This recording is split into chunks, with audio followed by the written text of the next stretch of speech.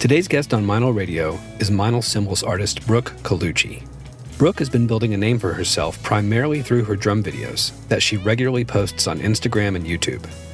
Videos that she's been posting for quite a few years now. On YouTube alone, she has 288,000 subscribers to her channel, and her 75 videos that she's posted have yielded a combined view count of close to 37 million. That's incredible. Her Instagram account boasts over 145,000 subscribers.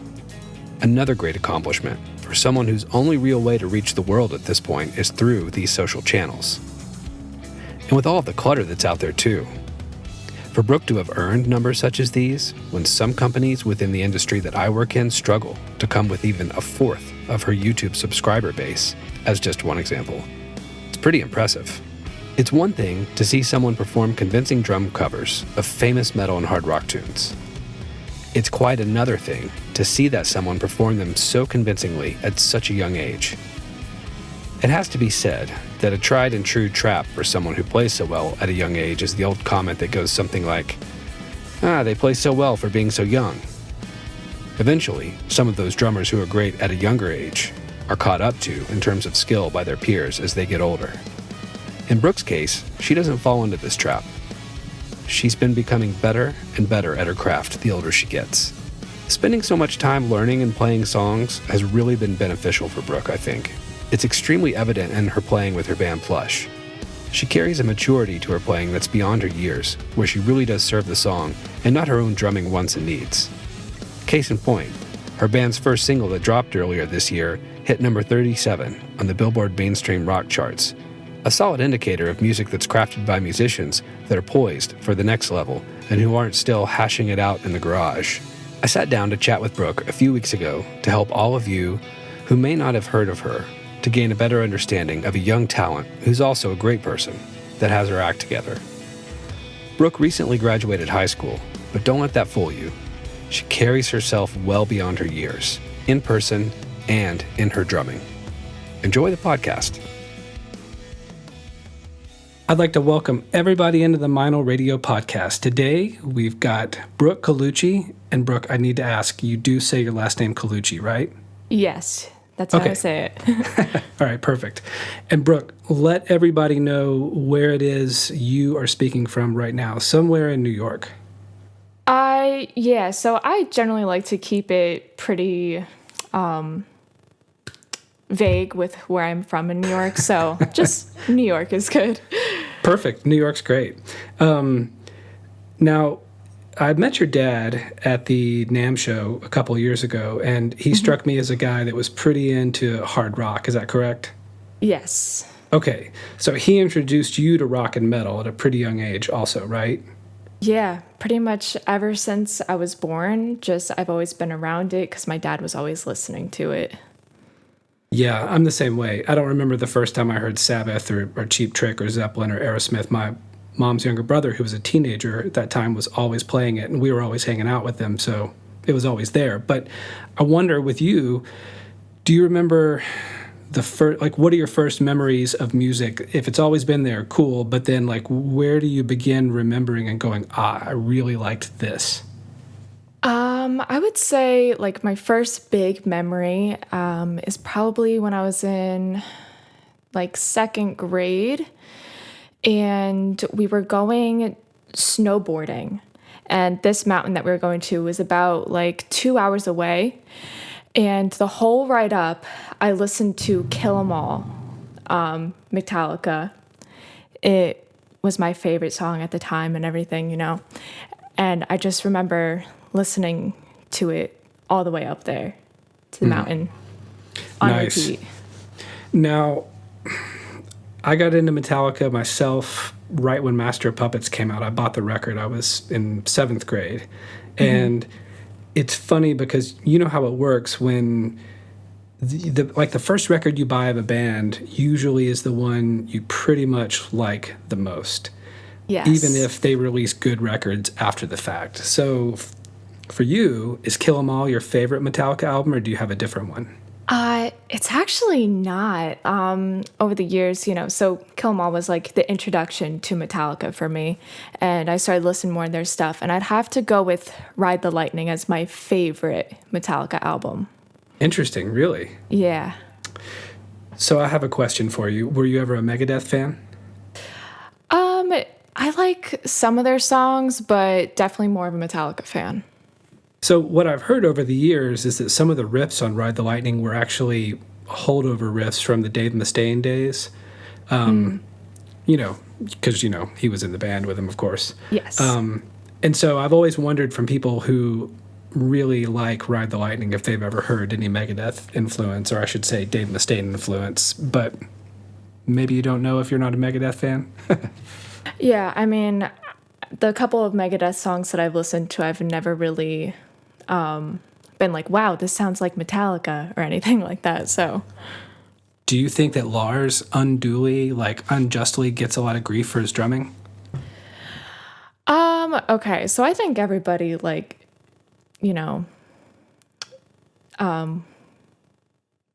sorry, I was drawing a blank for word. But yeah, everybody shits on Lars as him not being a good drummer. I don't think he's horrible. I don't think he's the best drummer I've ever heard, but I can say I've definitely heard worse drumming. Yeah. So, I mean, Lars did cool stuff. He was playing stuff on Ride the Lightning and Master and Injustice for All that nobody else was doing. He had his own way of doing it. I think all that's happened over the years is just that he started probably enjoying being in a band more than he enjoyed being a drummer. And maybe he's always been that way. And so he just kind of stopped caring about practicing on drums by himself. And then maybe older age or middle age, older age kicks in. And so anytime he sits down behind a kit doing that one figure, the double bass thing in the middle of one could be a lot more difficult, Oh, yeah, definitely. Also, too, I've heard that he has helped with writing a lot of the lyrics. So I definitely have respect for that because I'm somebody who has trouble when I try to sit down and write lyrics. I just, it's hard for me. Even though it's hard for you, do you try and help write lyrics with your band Plush? Not really at the moment. Just because Mariah, the singer, she has so many songs written already that do not need my help because they're fantastic just as is. Do you find yourself generally caring about the content of what she's singing about? Do you not care too much? Do you really want to identify with it, or how does that matter to you? I definitely care about the lyrics, especially when it's my own music. Because I want to feel the music. So I do sometimes ask her hey, what is this song about? If it's not obvious. Yeah. Has she ever, maybe you can't answer this, but I'll ask it anyway. Has she ever written anything that you guys had to have a conversation about because maybe you weren't on the same page? That has never happened, no. That's good. Yeah. That's good to hear. Yes. So one thing I was curious about your musical upbringing, you had some formal training, right? Yes. Okay. And I've also read that you had a teacher that focused with you on learning the rudiments and some music theory. So I'm curious, do you still actively sit down at a pad and work on rudiments, or do you sit down on your kit and break up your rudiments between hi-hat and snare, then keep time on the kick drum? Do you practice that way, or do you try to further your knowledge of theory, or are you totally more focused on the band thing? I still do that. I personally, I've always been a music theory nerd. I've always enjoyed it, which a lot of people will not say the same, but I do still sit down and I'll write a drum groove after this rudiment, it's kind of like a paradiddle, so I do that, Mm-hmm. So I'd still do use and practice rudiments. Yes. Have you ever played another instrument besides drums? I love playing bass. I don't know if I'd really consider myself a bassist, but I really enjoy playing bass. And do you ever write music on the bass? I do. I'll write a riff here and there, but haven't really done much with any of it yet. So Yeah, sure. And we were talking about your band, Plush. I mean, you guys have one song out so far that I've heard, and I think you've got a few more that you're releasing soon. Is that right? yes, so as of right now, we have 2 other songs that are recorded and ready to be released. We just don't know as of when we're going to release our next single. Gotcha. Now, you did those other 2 songs in Nashville when you came down for that session. Is that right? Yes, that's correct. Gotcha. When you were here in Nashville and you were recording, what was that experience like for you? Was that the first time you'd been in a proper studio? Yeah, so it was my first time recording in like a professional studio, and I was a little nervous at first because I'd never done it before, but it was a lot of fun. We worked with Johnny K, and he's really great to work with, so easy. Yeah, it was an amazing experience, and I'm super grateful for it. Now, as far as playing to a click track in the studio, I assume you did that, correct? Yes, I did. And all of your having played along to songs for your socials, did that set you up for being able to easily play with a click, or have you actually just practiced by yourself with a click before? So whenever I do my covers, I typically don't put a click to the song just because there have been times where like I try to put a click to it, but any BPM just will not line up. But I will practice like just by myself to a click. Like to kind of tie in the rudiment thing before, I would always practice my rudiments to a click. Gotcha. Now, when you were in the studio, you come down to Nashville, you record these 3 tunes. It's your first time in a proper studio. What was like your biggest takeaway when you walked away from that experience and you thought, next time I'm back in a studio, I'm going to do this differently? I guess for me, some of the things, so I had written the drum parts, and for me, I had kind of like my fills that I originally wrote were a little too busy for the song. So ever since then, I've just kind of been thinking about whenever I write a fill, maybe just like, simplify it a little bit more. Like, it's not a drum solo. Like, I don't have to do some crazy elaborate fill. Right. Because no one wants to listen to a tune, have a great chorus, have great everything, this cohesive thing, and then suddenly hear a person trying to stick out like a sore thumb. Yes, exactly. And did you learn anything specifically from... Now, I should ask, did Johnny K, did he act more as an engineer only, just getting sounds, or did he also act somewhat as a producer? Did he help you guys fine-tune the songs?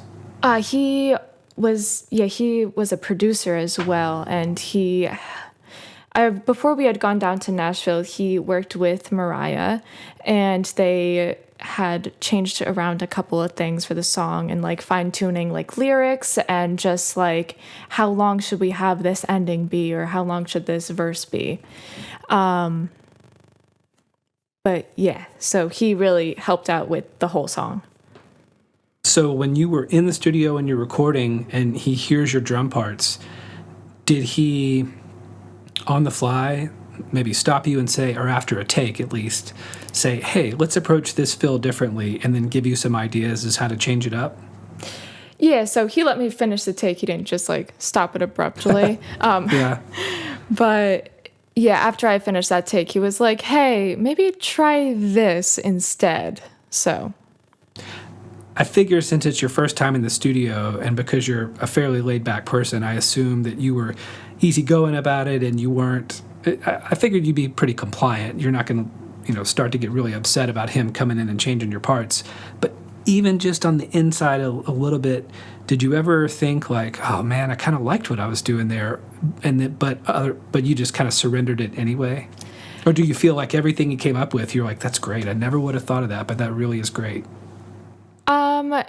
So obviously, like I was doing this one fill in one of the songs, and I was like, I really like that fill. But I was totally understanding, because I know that he just wants the song to sound the best that it can. So I'm obviously going to listen to him. And, for me, like if that happens, like if, he was like, oh, I don't really like that fill, I'm still going to like keep that fill and I'll just use it for like something else maybe. Yeah, no, that makes sense.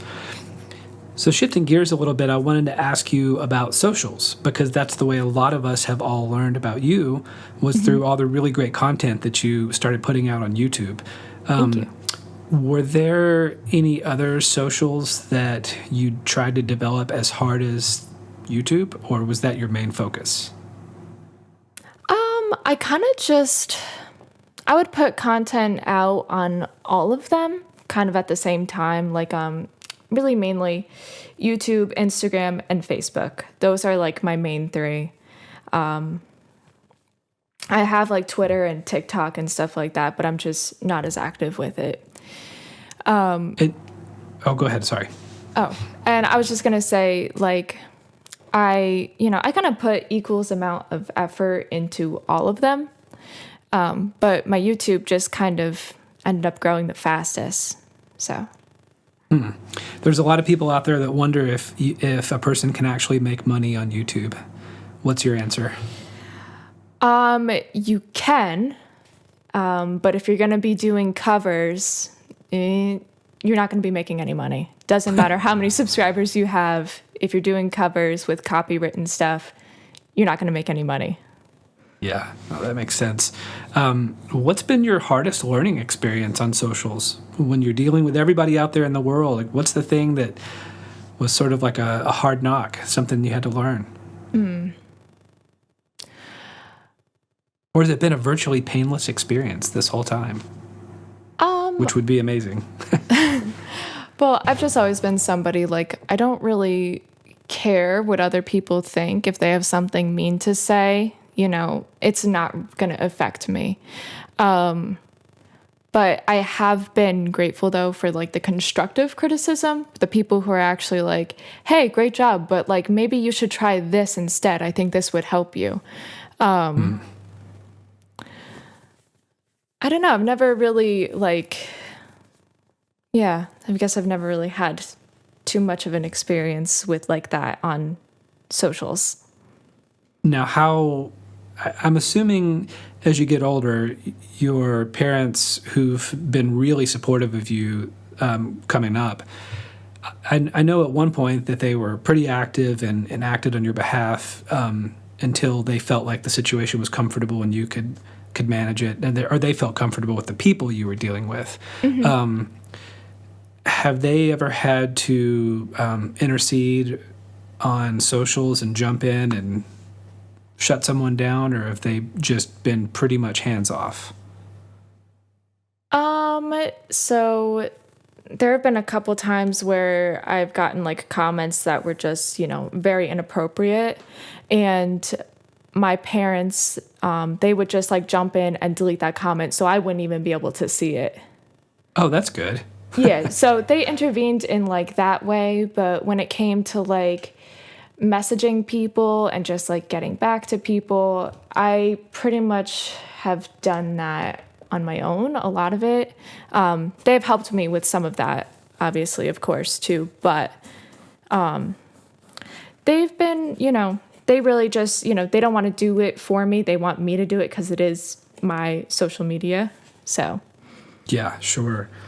Have you ever encountered, maybe not necessarily through socials, but maybe through getting out and when you start to have met other musicians, have you ever encountered any sort of older drummers who maybe don't quite get the validity of what you're doing? Let's just say that there was a time where everybody used to talk about socials and call it the new media, and that's a long time ago because it's the media and has been for years.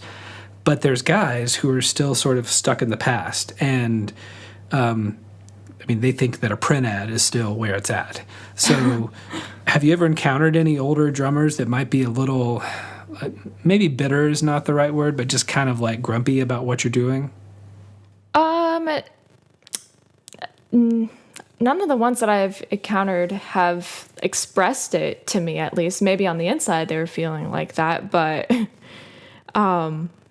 they've never said anything to me, or like, even when I talk about it, they don't make any like faces or anything.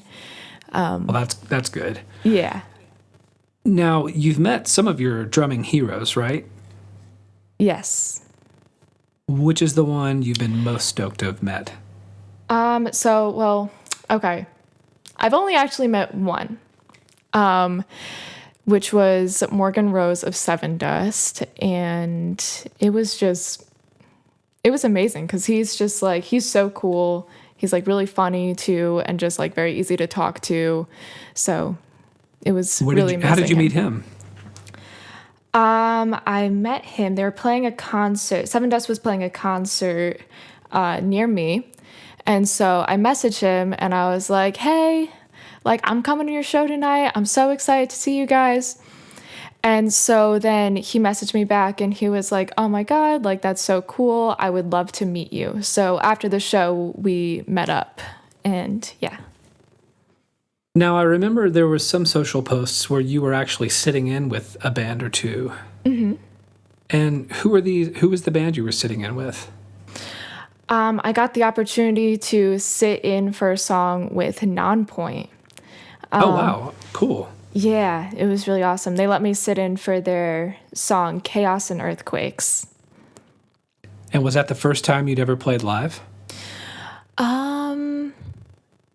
No, it wasn't. It was... Yeah, no, it wasn't the first time I ever played live.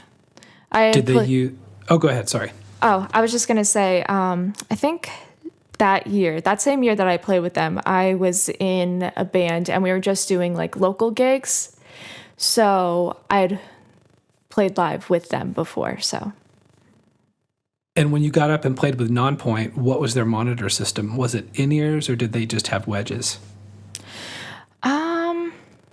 I honestly can't remember because I didn't take note of that, but I think I just had like a wedge and I had like earplugs in just to protect my hearing, but then I had like a monitor on my side playing like guitars and bass and vocals.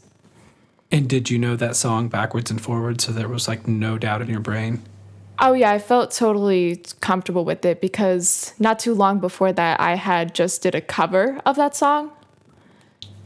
Oh, so you knew it. Yeah, I knew it, no problem. When you do your covers, how many of those are first takes? I'm going to say most of them are less than 5 takes. That's not bad. Yeah.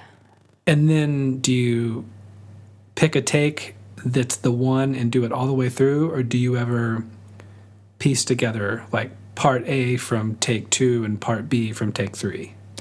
I really don't ever do much piecing together just because, I'm somebody like I want to be able to play all the way through perfectly.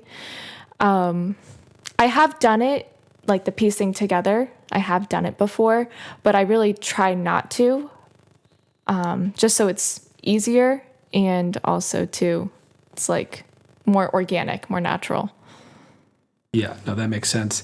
I wonder, now that you're putting time into a band, is it hard to balance all of the time that it takes to maintain your socials versus actually getting to practice on your own and also practice with your band?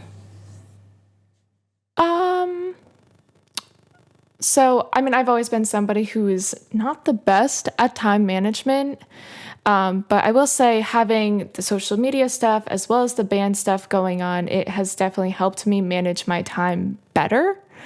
I kind of like set myself a schedule of like, okay, I have to get up by this certain time, and then I do whatever I do in the morning, and then I will check my social medias, and then I will practice most of the day, check social medias again. I just like have like a little routine for myself, a little schedule, just so I stay on top of everything. Sure. Now, I was talking about this in a recent podcast to somebody, and so forgive me to everybody out there who hears me talk about it again, but I do have to ask because I really want to know. When I sit down to play, it's just me, I have this thing that happens where I get really sleepy. And it's basically like, I mean, drumming is moving meditation. So you get into a zone. And when you meditate, you have to kind of get over this like initial hump of sleepiness before you go into this really other area. And to me, it's kind of the same practicing with music. Do you ever find yourself getting sleepy at some point and then you sort of have to push through and then you're okay? Or is that literally just stupid me? Oh my God. I get that all the time. And I thought like, what is it? I was just weird. But No. like, I will feel like that. And I just have to like go make myself a cup of coffee and drink that. And then like I can continue because like, I'm all caffeinated and then I'm like more energized and ready to go. But I do get a little sleepy sometimes and I don't know why. So is this the first time you're hearing about others also getting sleepy? Yes, I've never heard anybody talk about it before until now.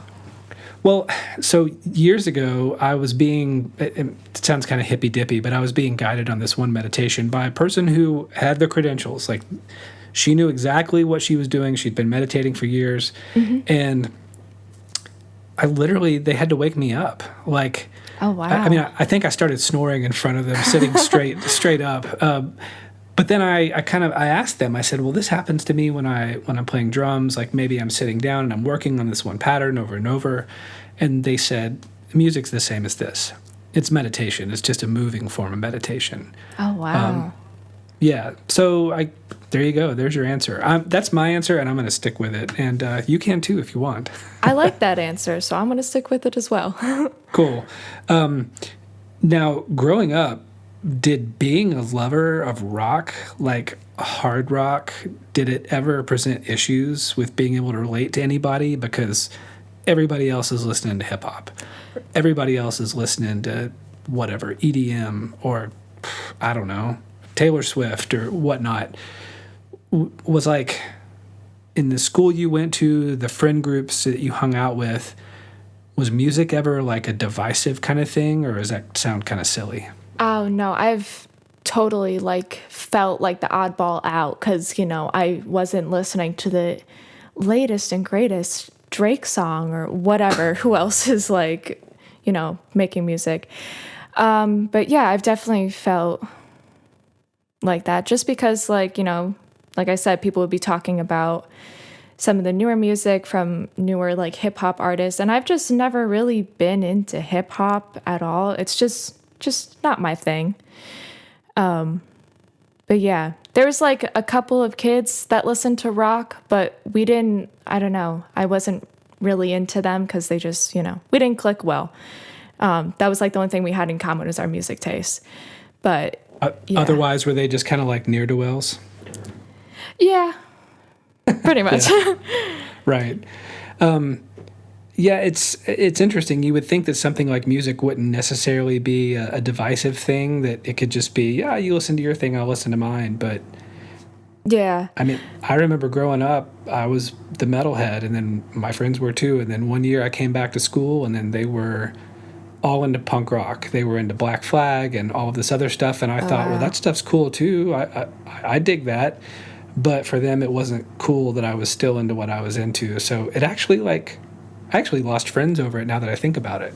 Yeah, that's crazy. Which is strange. Yeah. Yeah. I guess too, like I wasn't like, oh, I just listen to music, to like metal music. I really enjoy like playing drums and playing metal music. So it's like, oh, I go home and play music. Meanwhile, like a lot of the other kids, they would like go out to parties and everything like that. And I just wouldn't. So that's like another thing too. Like I just couldn't relate with them on. Well, now that you've graduated high school, I mean, that's a pretty big crossroads for a lot of people.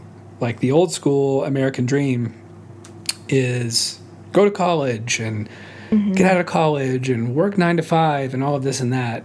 And of course, that's not for everybody, and it doesn't have to be. I know plenty of successful people that never went to school after high school. This is a loaded question, I know, but like, if you just had to sort of like think about it out loud, what sounds good for being next for you?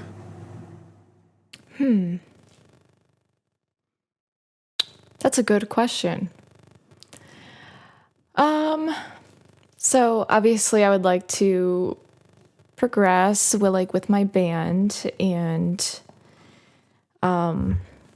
really, get our name out there more so we can hopefully become successful and as well as progress as a drummer, just always trying to improve my chops and skills and yeah. Is Yeah, so everybody else in your band on the same page? Are they like ready to drop whatever and get going?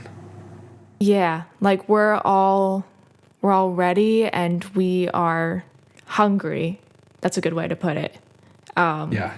So, You guys have actually some management behind you, don't you? yes, we do. We are managed by Surface Management. And how did they find you?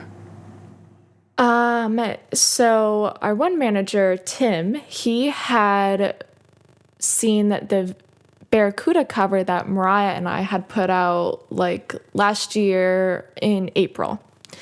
And so he messaged her and just said like, "Hey, this is amazing." And Mariah just kind of went back and forth with him and it evolved into like, "Hey, can we manage you guys?" So that's how we got in contact with them. And when you did meet them, was it like did you have your radar up? Because you always notoriously hear about bad management or these scumbag managers or whatever. So did you guys have your rock and roll antenna up where you were just expecting the worst and then you were really pleasantly surprised, or was it just like cool from the start? I mean, I personally I have my guard up a little bit whenever I meet anybody new. So that's like not unusual for me, but I am glad that it has turned out the way it is. That's good. Now, I was curious also about. I asked you about what's next as far as after high school, as far as the band goes. Well, before I get to that, I was curious, how did you and Mariah meet? So Mariah had seen some of my videos online and she had found out that we don't actually live too far from each other. So her dad kind of reached out to my dad and, we set something up a day where we could jam. And it really just clicked after that. We just like clicked well as musicians as well as people. So, yeah. And your bass player and other guitar player, do they live close by? So our bass player, Ashley, she lives about a half hour from me, so pretty close. But Bella, our guitar player, she is from Maine, which, is a little bit of a hike for her, but she'll make like a trip out of it. Like she'll drive down and then she stays at my house for a couple of days. So, Are you guys all the same age, more or less? yeah, we're all around the same age. Bella, Ashley, and I are all 18 and Mariah is 20. Do you guys all laugh about the same stuff, or is it hard to find similar things to laugh about? Does like one person in the band laugh about stuff that you're like, that's not funny? Oh, no, we all have the same humor and we laugh about like everything together since we all have the same humor. That's pretty fortunate, actually. I mean, that doesn't happen often. You can find people who genuinely can laugh with. Yeah, it's like I'm super grateful for it because, like with my experience with high school, I didn't click too well with too many people. So now meeting my bandmates, it's really great. And I'm curious, because you've mentioned a couple of times that, like, maybe you didn't click with a bunch of people at your school. Would you say that you always just were kind of into doing your own thing, or are you sort of a natural recluse, or how does that work? I've always been somebody, like I do my own thing and I keep to myself, didn't really get involved with any kind of drama or anything, so. That's perfect. That's the way it should be. And So with your band, if you guys could get on the road tomorrow, get in a van or a bus and go out on opening for a pretty decent tour, and let's just say, COVID restrictions are all lifted and all of that, would you do it right away? Yes, I would totally do it right away. Like, I personally am so ready to play some live shows and get out on the road. Do you like to travel? I love to travel. I mean, I haven't done that much traveling just because, it's expensive, but the little bit of traveling that I have done, I've really enjoyed it. Do you like to go for days on end without a shower? No, that I don't like. Because that'll happen. I'm sure it will happen, and I guess I just have to prepare myself for it. But I am somebody, I like to shower daily. Yeah, no, I get it. Well, this has been an excellent conversation. Thank you so much for agreeing to be on the podcast. It's been really interesting to speak with you about all this. I am personally really ready for COVID restrictions to be lifted because I want to see you guys get on the road, because I want to tell everybody who's listening to check out the first single from your band, Plush. The single's called Hate. And I got to say, the musicianship is top-notch. Dude, your singer is incredible. I mean, Mariah's got pipes for days. Oh my God, she's amazing. So before I sign off here, I have to ask, when you guys first got together and you jammed together, she had a guitar, of course. Was there a vocal mic set up? Did you get to hear her sing? Yes, she did sing as well when we first got together. So hearing her, because I had heard some of her, she did like some solo stuff before we had got together. And like hearing her, just on the recording, I was like, wow, she's amazing. But then also hearing her like live and that she sounds exactly the way she does on the recording was just amazing. That's killer. Yeah. That's so cool. Well, I hope the best for you guys here soon. I hope this stuff clears up so you guys can get out and play. It would be really great to see you guys on the stage down here in Nashville. Yes, we'd love to come to Nashville for playing gigs. Thank you so Absolutely. much for having me, though, Chris. Yeah, absolutely. Thanks for being on the podcast, and we'll talk again soon. Yes, talk to you soon. Thanks for listening to Meinl Radio. If you liked this episode, please head over to iTunes to subscribe, rate, and leave a review.